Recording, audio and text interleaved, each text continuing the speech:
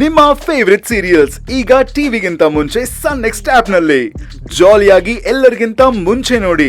ಈಗಲೇ ಸನ್ next app download ಮಾಡಿ ಮತ್ತು ಸಬ್ಸ್ಕ್ರೈಬ್ ಮಾಡ್ಕೊಳ್ಳಿ. ಇದು ನನ್ನ ಮದ್ವೆ, ಅದು ಅಲ್ಲದೆ ಈ ಈ ಕಾರ್ಡ್ ಸೆಲೆಕ್ಟ್ ಮಾಡಿದ್ ಯಾರು? ನಮ್ಮ ಸಪ್ತಮಿ ಅವರಪ್ಪ, ನಮ್ಮ ಮಾವ ಅವ್ರು ಸೆಲೆಕ್ಟ್ ಮಾಡಿದ್ದಾರೆ ಅಂದಮೇಲೆ ನನಗೆ ಎಷ್ಟೇ ಖರ್ಚಾಗ್ಲಿ ನನಗೆ ಓಕೆನೆ. ದುಡ್ಡಿನ ಮುಖ ನೋಡ್ಬಿಡಿ ಅಂತ ಭೂಕಂಪ ಆಗೋ ಥರ ಜಗಳ ಮಾಡಿದ್ದೀನಿ ಸಪ್ತಮಿ ಅವರೇ.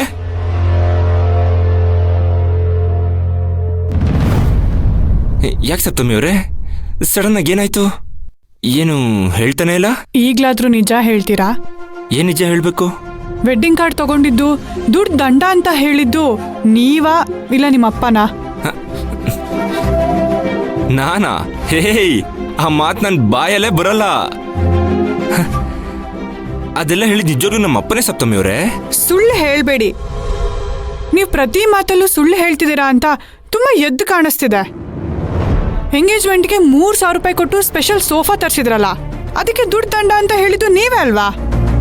ಅದೇ ರೀತಿ ಈ ವೆಡ್ಡಿಂಗ್ ಕಾರ್ಡ್ಗೆ 200 ರೂಪಾಯಿ ಕೊಟ್ಟು ತಗೊಳ್ಳೋದು ದುಡ್ಡು ದಂಡ ಅಂತ ನೀವೇ ಹೇಳಿರ್ತೀರಾ. ಕೆಲವು ಸರಿ ನಮ್ ಜೊತೆಲಿರೋ ಸಂತೋಷಕ್ಕೆ ದುಡ್ಡು ಖರ್ಚು ಮಾಡಿರೋದನ್ನ ಲೆಕ್ಕ ಹಾಕ್ಬೇಡಿ. ದುಡ್ಡನ್ನ ವಾಪಸ್ ದುಡಿಬಹುದು, ಆದ್ರೆ ಮತ್ತೆ ಆ ಕ್ಷಣ ಬರಲ್ಲ ಅಂತ ಹೇಳಿದೀನಿ. ನೀವಂತೂ ನನ್ ಮಾತೇ ಕೇಳ್ತಿಲ್ಲ. ಅಯ್ಯೋ, ನಾನೆಲ್ಲ ಸಪ್ತಮಿ ಅವರೇ, ನಿಜವಾಗ್ಲೂ ನಮ್ಮ ಅಪ್ಪ. ಮತ್ತೆ ಮತ್ತೆ ಸುಳ್ಳು ಹೇಳ್ತಾನೆ ಇದ್ದೀರಾ ನೀವು. ನನಗ್ ನೀವ್ ಇಷ್ಟ ಇಲ್ಲ, ಒಂಚೂರು ಇಷ್ಟ ಆಗ್ತಿಲ್ಲ. ದಯವಿಟ್ಟು ನನ್ ಜೊತೆ ಮಾತಾಡ್ಬೇಡಿ, ಫೋನ್ ಇಡಿ. ಸಪ್ತಮಿ ಅವರೇ, 3,000 ರೂಪಾಯಿ ಸೋಫಾ ದುಡ್ಡು ವಾಪಸ್ ಕೊಟ್ಟಂಗೆ ಈ ಕಾರ್ಡ್ ದುಡ್ಡಿಂದು ವಾಪಸ್ ಕೊಡ್ಬೇಕು. ತಾತ ಏನ್ ಮಾಡ್ಲಿ ಈಗ? ಸ್ವಾಮಿ ಎಲ್ಲಿದ್ಯೋ?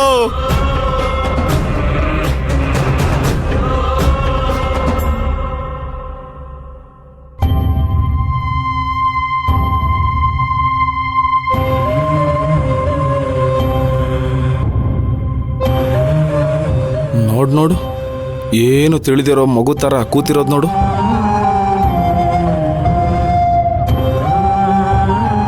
ತಗೊಳ್ಳೋ.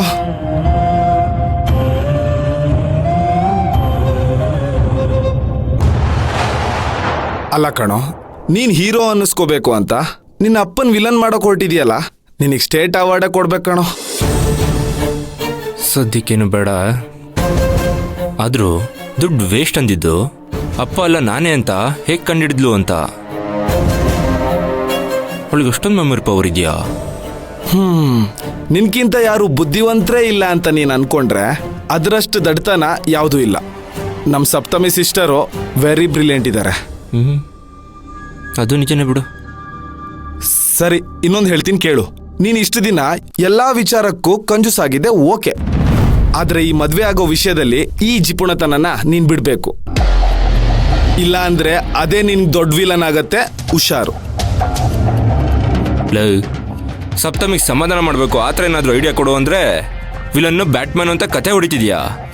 ಮದ್ವೆ ಅಂದ್ಮೇಲೆ ಖರ್ಚು ನಾವು ಅನ್ಕೊಂಡದಕ್ಕಿಂತ ಜಾಸ್ತಿನೇ ಆಗತ್ತೆ. ನೀನ್ ಇದನ್ನೆಲ್ಲ ನೋಡಿದ್ರು ನೋಡ್ದೇ ಇರೋ ತರ ಕಣ್ಣಿಗೆ ಬಟ್ಟೆ ಕಟ್ಕೊಂಡ್ಬಿಡು. ಮದ್ವೆಗೆ ಒಂದು ಬಜೆಟ್ ಅಲ್ಲಿ ಖರ್ಚು ಮಾಡಿದ್ರೆ ಸರಿ. ಆ ಸಪ್ತಮಿ ಅವರಪ್ಪ ವೆಡ್ಡಿಂಗ್ ಕಾರ್ಡ್ನ 200 ರೂಪಾಯಿ ಸೆಲೆಕ್ಟ್ ಮಾಡಿದಾರೋ. ನಮ್ಮ ಬಜೆಟ್ಗಿಂತ 50,000 ಎಷ್ಟ ಖರ್ಚಾಗಿದೆ ನಂದು. ಇದು ನೋಡಿದ್ರು ನೋಡ್ದಿರೋ ತರ ಹೇಗಿರೋದು? ನನಗೇನು ಸಿಟ್ಟು ಬರಲ್ವಾ? ಬರುತ್ತೆ ಬಿಡು. ಮದ್ವೆಗೆ ಕಾರ್ಡ್ ಕೊಟ್ಟು ಇನ್ವೈಟ್ ಮಾಡಿದ್ರೆ ಒಂದಿನ ಅದನ್ನ ತೆಗ್ದು ನೋಡ್ತಾರೆ, ಆಮೇಲೆ ತೆಗ್ದೆಲ್ಲ ಮೂಲೆಗೆ ಎಸಿತಾರೆ. ಇದಕ್ಕೆ 200 ರೂಪಾಯಿ ಕೊಟ್ಟು ಕಾರ್ಡ್ ತಗೋಬೇಕಾ? ನೀನೇ ಹೇಳು. ಯಾಕೆ 45 ರೂಪಾಯಿಗೆಲ್ಲ ಕಾರ್ಡ್ ಬರಲ್ವಾ? ನೀನೇ ಹೇಳು. ಸುಮ್ಮನೆ ಅನಾವಶ್ಯಕವಾಗಿಲ್ಲ ಖರ್ಚು ಮಾಡಬಾರ್ದು ತಾನೆ?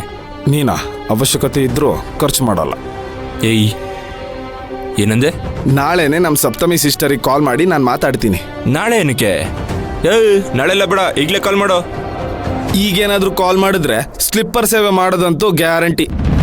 ಅದೆಲ್ಲ ಬೇಕಾ ನಮ್ಗೆ? ಮೊದಲು ಮನೆಗೆ ಹೋಗು. ಮನೆ? ನೀನ್ ಸಪ್ತಮಿ ಜೊತೆ ಮಾತಾಡಿ ವಿಷಯ ಕ್ಲಿಯರ್ ಮಾಡೋವರೆಗೂ ನನ್ನ ಪೇನ್ಗೆ ಇಷ್ಟ. ಸರಿ, ನನ್ನ ರೂಮ್ ಯಾವುದು? ನನ್ನ ಬೆಡ್ರೂಮ್ ಎಲ್ಲಿದೆ?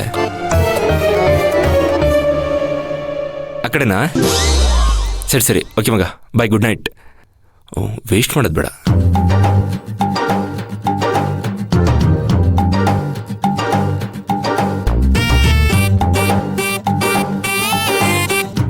ನೀನು ಪೇಯಿಂಗ್ ಎಷ್ಟಾ? ಅಲ್ಲ ನೀನು ಪೇಯ್ನ್ ಕೊಡೋ ಎಷ್ಟು?